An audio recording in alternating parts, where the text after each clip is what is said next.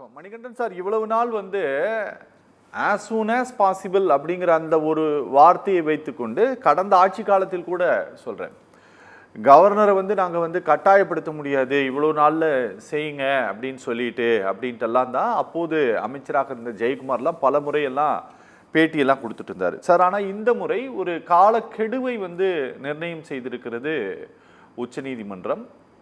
அவர்களுக்கு இருக்கக்கூடிய சிறப்பு அதிகாரத்தை பயன்படுத்தி இருக்கிறாங்க சார். இந்த கேஸில் என்ன அப்படின்னா, கவர்னர் தரப்பில் இருந்து ஒரு அஃபிடவிட் ஃபைல் பண்ணும்போது அவங்க என்ன சொல்லியிருந்தாங்க அப்படின்னா, அவருக்கு இருக்கக்கூடிய அதிகாரத்தை பயன்படுத்தி தான் செஞ்சிருக்காரு, வேணும்னா இதை வந்து கான்ஸ்டியூஷனல் பெஞ்சுக்கு மாற்றலாம் அப்படிங்கிற மாதிரி ஒரு அஃபிடவிட்டும் ஃபைல் செய்தார்கள்.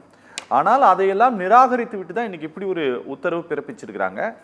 இதுக்கு வந்து ரிவ்யூ போக முடியுமா அப்படின்ட்டு ஒரு கேள்வி வச்சா, நீங்க ஒரு வழக்கறிஞர், அப்படி ஏதாவது வாய்ப்பு இருக்குங்களா சார்? 2 நீதிபதிகள் கொண்ட அமர்வு தான் இந்த உத்தரவை பிறப்பித்திருக்கிறது. ஏற்கனவே இதை கான்ஸ்டியூஷனுக்கு மாத்துங்கன்னு சொல்லிட்டு கவர்னர் தரப்புல ஒரு அஃபிடவிட் அவங்க ஃபைல் பண்ணி இருக்கிறதுனால கேட்கிறேன், அப்படி இவங்க ரிவ்யூ போறதுக்கு ஏதாவது சான்ஸ் இருக்கா இந்த கேஸ்ல? சத்யம் டிவி நேயர்களுக்கு வணக்கங்க. முதல்ல ஒரு விஷயம், ரிவ்யூக்கு போக முடியுமா அப்படின்னு கேட்டீங்க. ஒரு வழக்கறிஞர் அப்படிங்கிற முறையில ரிவ்யூக்கு மத்திய அரசாங்கம் விரும்பினால் போகலாம், அதுக்கு சட்டத்துல வழி இருக்குது அப்படின்னு சொல்லிடுறேன். இது உள்ளபடியே ஒரு வரவேற்கத்தக்க தீர்ப்பு, அதுல எனக்கு மாற்று கருத்து இல்லைங்க. ஏன்னா ஒரு கிரே ஏரியா இருக்குது. அதாவது இந்த கவர்னர்களுடைய அட்டூழியம் அப்படிங்கிறது பாத்தீங்கன்னா, நாட்டுல எல்லா அட்டூழியத்துக்கும் பிள்ளையார் சொல்லி போட்டது காங்கிரஸ் கட்சி அப்படிங்கிறது ஊர் உலகத்துக்கே தெரியும். எஸ்.டி. சர்மா, பின்னாளில் இந்திய ஜனாதிபதியாக இருந்த சங்கர் தயாள் சர்மா அவர்கள் ஆந்திராவோட முதலமைச்சராக இருந்த என்.டி. ராமராவுக்கு எதிராக அங்க சபா இதா உட்காந்துக்கிட்டு கவர்னரா உட்காந்துட்டு என்னென்ன அட்டூழியங்களை பண்ணாரு, ஆட்சி கவிழ்ப்புக்கு இந்திரா காந்தியோட பேச்சை கேட்டுக்கிட்டு என்ன மாதிரி எல்லாம் ஆடினாரு. இந்த மாதிரி காங்கிரஸ் பண்ண அதே வழியில இப்ப பாஜகவுடைய இந்த ஆட்சியில இருக்கக்கூடிய சில கவர்னர்களும் பாத்தீங்கன்னா இந்த மாதிரி சில விரும்பத்தகாத மோதல் போக்கு ஏற்படுது மாநில அரசாங்கத்துக்கு நடுவுல அப்படிங்கிறப்ப உச்ச நீதிமன்றத்தின் தீர்ப்பு உள்ளபடியே வரவேற்கத்தக்க தீர்ப்பு தாங்க. அவங்களுடைய ஆர்டிகிள் 142 ஸ்வீப்பிங் பவர் அப்படின்னு சொல்லுவாங்க. அந்த அடிப்படையில அந்த 10 மசோதாக்களும் இந்த முன் தேதிக்கிட்டே இது சட்டமாக்கப்படுது அப்படின்னு சொல்லி ஒரு தீர்ப்பையும் கொடுத்திருக்கிறாங்க. அது அந்த அளவுக்கு வரவேற்கலாம். என்ன விஷயம்னா, எனக்கு முன்னாடி பேசின மரியாதைக்குரிய ராமசுப்ரமணியன், என்னுடைய நினைவு சரியா இருந்தா இப்ப உள்ள இந்த திமுக அரசுல ஏதோ ஒரு கோயில் கமிட்டியோ ஏதோ ஒரு ஆணையத்துல ஒரு உறுப்பினரா இருக்காரு. சோ இன்னைக்கு ஆளும் அரசுல ஏதோ ஒரு உறுப்பினரா இருந்துட்டு திமுக வந்து அம்மா ஜெயலலிதா மேல ஒரு பொய்யான கேஸ் போட்டாங்க, சரியான லாயர் செட்டப் இல்லாதனால அந்த கேஸ் தோத்து போச்சு, அது பொய் கேஸ் அப்படின்லாம் உள்ளபடியே ரொம்ப வெள்ளந்தியா பேசியிருக்காரு. அதுக்கு முதல்ல என்னுடைய நன்றியை தெரிவிச்சுக்கிறேன். அது பொய் கேஸ். சோ வழக்கறிஞர்களை வச்சுதான் ஜெயலலிதா அம்மாவை உள்ள தள்ளாங்க அப்படின்னு ஒரு வெள்ளந்தியா அவர் ஒத்துக்கிட்டதுக்கு ரொம்ப நன்றிங்க. இதை வந்து இதுக்கு அப்படியே பட்டாசு வெடிச்சு இனிப்பு எல்லாம் கொடுத்து கொண்டாடி இது வரலாற்று சிறப்பு மிக்க தீர்ப்பு, புவியியல் சிறப்பு மிக்க தீர்ப்பு, அவியல் சிறப்பு மிக்க தீர்ப்பு, அறிவியல் மிக்க தீர்ப்புனா கொஞ்சம் பொருங்க சார். நிறைய வருது. நாளைக்கு நம்ம அண்ணன் செந்தில் பாலாஜி இது வரப்போகுதுங்க. இன்னும் நீங்கள் அமைச்சராக தான் தொடர விரும்புகிறீர்களா அப்படிங்கிற ஒரு வரலாற்று சிறப்பு மிக்க தீர்ப்பும் வர்றதுக்கு காத்துக்கிட்டு இருக்குதுங்க. உங்ககிட்ட வரேன். அதே மாதிரி பாத்தீங்க அப்படின்னா, இதெல்லாம் நீங்க சொல்ற இதே நேரத்துல இன்னைக்கு சென்னை உயர்நீதிமன்றம் இந்த டாஸ்மாக் வழக்கு வந்து ஒட்டுமொத்த மெட்ராஸ் உயர்நீதிமன்றத்து நீதிபதிகள் மேலேயே எங்களுக்கு அவநம்பிக்கை, அதனால வேற மாநிலத்துக்கு மாத்துங்க அப்படின்னு சொல்லி இன்னைக்கு ஆளும் கட்சியா இருக்கிற திமுக அரசு வந்து பாத்தீங்கன்னா உச்ச நீதிமன்றத்தில் கொண்டு போனதை பத்தி தன்னுடைய கடும் அதிருப்தியை வந்து பதிவு பண்ணிருக்கிறது நீங்க பாத்திருக்கீங்க. அதை பத்தி அப்படி சொல்லுவீங்கன்னு பார்த்தேன், பட் அதை பத்தி யாருமே சொல்லல. நான் இந்த தீர்ப்புக்கு எந்த இதுவும் கற்பிக்கவில்லை. கவர்னர்களுக்கு இந்த மாதிரி ஒரு கிரே ஏரியா இருந்து அதை வச்சுக்கிட்டு அவங்க அரசியல் பண்ணாங்க. அதுல வந்து மிக சிறப்பான ஒரு தீர்ப்பை கொடுத்திருக்கிற அதே சமயத்துல இந்த வானலாவிய அதிகாரம் அப்படின்னு வச்சுக்கிட்டு அவங்க மேல எதுவுமே சட்டசபை நிகழ்வுக்கு நாம எதுவுமே கேஸ் போட முடியாதுங்கிற அடிப்படையில இந்த சபாநாயகங்க பண்ற அட்டூழியத்துக்கும் உச்ச நீதிமன்றம் ஏதாவது ஒரு நல்ல தீர்ப்பு இதை தொடர்ந்து எப்படி இப்ப வந்து இவங்களுக்கு ஆளுநருக்கு ஒரு கடிவாளம் போட்டிருக்காங்களோ, இந்த வானலாவிய அதிகாரம் அப்படின்னு சொல்லிட்டு எதிர்கட்சி தலைவர் பேச வந்தா மைக்கு துண்டிப்பாங்க, உட்காருங்கள், அவர் எதிர்த்து ஆரம்பிக்கிறப்ப உட்காருங்கள், உங்க நேரம் முடிஞ்சு போச்சு, ஸ்கூல் வாத்தியார் வேலை பண்றது, ஆளுங்கட்சி பேசுறப்ப அவங்களுக்கு அடிவரடியா அவங்கள வந்து புகழ்ந்து அப்படியே அவங்கள ஒரு மெம்பரா மாறி இந்த மாதிரி எல்லாம் பண்ற சபாநாயகர்களுக்கும் இதே மாதிரி ஒரு கடிவாளத்தை இந்த உச்ச நீதிமன்றம் போட்டுச்சு அப்படின்னா இது அடுத்த ஒரு வரலாற்று புவியியல் அறிவியல் தீர்ப்பா இருக்குன்னு எதிர்பார்க்கிறேங்க. திரு எஸ்.எல். குரானா அப்படிங்கிறவரு ஜனாதிபதியா இருந்தப்ப ஜானகி அம்மையாரை வந்து எப்படி அன்னைக்கு ஆட்சி அமைக்க அழைக்கப்பட்டார் அப்படிங்கிறதுல இந்த சர்ச்சை இருந்தது. அன்னைக்கு எல்லாம் மத்தியில வந்து காங்கிரஸ் அரசாங்கம் இருந்தது. பாத்திமா பிபி அவர்கள் சட்டமன்ற தேர்தலிலேயே எதிரி போட்டியிட முடியாத மரியாதைக்குரிய ஜெயலலிதா அவர்களை எப்படி பதவி ஏற்க வைத்தார் அப்படிங்கிறப்ப இதே மாதிரி ஒரு நிகழ்வு ஏற்பட்டு அவங்களும் ஒரு தலைகுனிவுக்கு ஆளாகிறாங்க. அதனால ஏதோ ஆளுநர் ரவிக்கு மட்டும்தான் இந்த இது இருக்குல்ல, பட் எனிகோ இது மாநில முதலமைச்சர்கள் சில நிர்வாக ரீதியான செயல்கள்ல கவர்னருக்கு ஒரு கடிவாளம் போட்டிருக்கிறது நல்ல விஷயம். அதற்கு அடுத்ததோட ஒரு நல்ல விஷயம் என்ன, இந்த வரம்பு மீறும் சபாநாயகர்கள் அப்பாவு மாதிரி இருக்கக்கூடிய சபாநாயகர்களுக்கும் ஒரு கடிவாளம் போடுற மாதிரி உச்ச நீதிமன்றம் ஒரு நல்ல தீர்ப்பை கொண்டு வரணும். ஹிஸ்பாஸ்டர் வாய்ஸ் அப்படின்னு ராமசுப்ரமணியம் குறிப்பிட்டாரு. நீங்க சொல்ற மாதிரி அவங்க மத்திய அரசாங்கத்தோட ஹிஸ்பாஸ்டர் வாய்ஸ்னா சபாநாயகர்கள் கட்சிக்கெல்லாம் அப்பாற்பட்டவர் தான் எதிர்கட்சி தலைவரும் முதலமைச்சரும் கொண்டு போய் அவர் இருக்கையில உட்கார வைக்கிறாங்க. அவரு பாத்தீங்கன்னா நம்ம அப்பாவெல்லாம் ஹிஸ்பாஸ்டர் வாய்ஸ் 24 மணி நேரமும் ஹிஸ்பாஸ்டர் வாய்ஸ் மட்டுமே அவர் சபாநாயகர்கள் மறந்து போய் கூட பண்ணிட்டு இருக்கிற இதுக்கும் ஒரு கடிவாளம் போடணும் அப்படின்னு எதிர்பார்க்கிறாரு.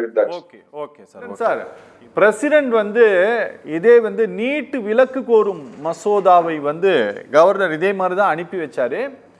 அதை வந்து பிரசிடென்ட் ஆபீஸ் வந்து நிராகரித்திருக்கிறது சார். அவங்க நிராகரித்திருப்பதனால் கேட்கிறேன், இவங்க ஒரு 10 பில்லுக்கு வந்து இவர்களுடைய அதிகாரத்தின்படி அனுமதி கொடுத்துட்டதுனால இப்ப திரும்பவும் ஒருவேளை தமிழ்நாடு அரசாங்கம் அதே மாதிரி ஒரு மசோதாவை நிறைவேற்றி கவர்னருக்கு அனுப்புதுன்னு வச்சுக்கோங்களேன், 2வது முறையும் அனுப்புது அப்படின்னா அந்த மசோதாவுக்கு உயிர் வருவதற்கான வாய்ப்பு இருக்குங்களா சார் இந்த தீர்ப்பின் மூலமாக? ஏதாவது நிச்சயமா நான் நினைக்கலீங்க. மத்திய அரசோட கொண்டு வந்த சட்டம் ஒண்ணு, அதை தாண்டி உச்ச நீதிமன்றம் நீட்டை பத்தி ஒரு என்டாஸ் பண்ணிருக்கு. அப்படிங்கிறப்ப அதுல நீங்க சொல்ற இந்த இது அப்ளை ஆகாது அப்படின்னு என்னுடைய சிற்றறிவை பயன்படுத்தி நான் சொல்றேன். இன்னைக்கு பேனலிஸ்ட பார்த்த உடனே என்னது 3:1 இருக்கிற 3 பேர்த்த சமாளிக்க வேண்டுமே அப்படின்னு பெரிய கவலையோட வந்து உட்கார்ந்தேன். வந்ததுக்கு அப்புறம் தான் தெரியுது திமுக ஆதரவாளர்கள் 2 பேரும் எங்க தனித்தனியா மோதிக்கிட்டது எனக்கு கொஞ்சம் வேலையை குறைச்சிருச்சுங்க. நண்பர் திமுகவுடைய செய்தி தொடர்பாளர் ஒரு விஷயம் பேசினாரு. சபாநாயகர் என்பவர் தேர்ந்தெடுக்கப்பட்டவர், ஆளுநர் என்பவர் நியமிக்கப்பட்டவர். அந்த வித்தியாசமோடையா தெரியாம நான் பேசுவேங்க. 100% சபாநாயகர் எப்படி தேர்ந்தெடுக்கப்பட்டாரோ அதே மாதிரி ஜனநாயகத்தின் 4வது தூண் 3வது தூண் சொல்லப்படக்கூடிய எதிர்கட்சி தலைவர், எதிர்கட்சி அப்படிங்கிறது சட்டமன்றத்துக்கோ பாராளுமன்றத்துக்கோ மிக மிக முக்கியமானது. அந்த எதிர்கட்சி தலைவர் பேசுறப்ப மைக் செட்டு மணிமாற மைக் ஆஃப் பண்ணிடுறாரு, பேச விட மாட்டேங்கிறாரு, எந்திரிக்கிறப்ப இடையூறு பண்றாரு, இவ்வளவு பண்றாரு. நான் அதிமுக ஆதரவாளன், அதை தவிர நாட்டுக்கு மோடி, ஸ்டேட்டுக்கு எடப்பாடின்னு பேசக்கூடியவன். நானே சொல்றேன், திரு PTR பழனிவேல் ராஜன் மாதிரி ஒரு மிகச்சிறந்த சபாநாயகரை இந்த தமிழகம் இதுவரைக்கும் பார்த்தது இல்லை. மிகச்சிறந்த சபாநாயகர். தமிழ் குடிமகன் ஒருத்தர் இருந்தார், அவர் திமுகவை சேர்ந்தவர் தான். அவரையும் நான் ஒரு நல்ல சபாநாயகரா ஏத்துக்குவேன். இப்ப இருக்கிற சபாநாயகர் இந்த மரபுகளை தூக்கி போட்டு மிதிச்சுட்டு முதலமைச்சருக்கு மீறின தான் ஒரு அதிதீவிர திமுக விசுவாசின்னு தன்னை காமிச்சுக்கிறாரு அப்படிங்கறத சொல்றேன். அதே மாதிரி இப்ப அதாவது பல்கலைக்கழகத்துடைய வேந்தா வந்து முதலமைச்சரே வரலாம் அப்படின்னு இப்ப சட்டம் உடனடியா நடைமுறைக்கு வரப்போகுதுங்க.